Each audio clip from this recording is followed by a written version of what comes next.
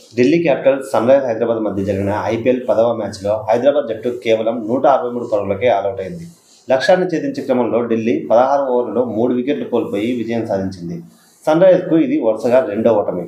Sunrise హైదరాబాద్ను 7 వికెట్ల తేడాతో ఓడించి ఐపీఎల్లో 2025లో ఢిల్లీ క్యాపిటల్స్ వరుసగా రెండో విజయాన్ని నమోదు చేసుకుంది. టాస్ గెలిచి ముందుగా బ్యాటింగ్ ఎంచుకున్న సన్రైజ్ హైదరాబాద్ 18.4 ఓవర్లలో 163 పరుగులు చేసింది.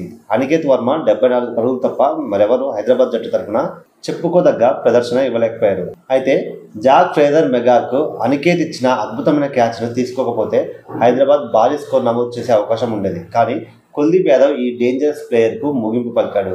అర్ధ సెంచరీతో దూసుకెళ్తున్న అనికేత్ వర్మను కుల్దీప్ యాదవ్ అవుట్ చేసి సన్రైజ్ హైదరాబాద్కు 8వ షాక్ ఇచ్చాడు. 40 బంతుల్లో 74 పరుగులతో ఆడుతున్న అనికేత్ కుల్దీప్ వేసిన బంతి మిడ్ వికెట్ వైపు ఆడి 6 కొట్టే ప్రయత్నం చేశాడు. కానీ బౌండరీ లైన్లో ఉన్న జాక్ ఫ్రేజర్ గాల్లోకి దూకి అద్భుతమైన క్యాచ్ పట్టాడు. దీంతో అనికేత్ వర్మ అద్భుత ఇన్నింగ్స్కు ముగింపు పలికాడు.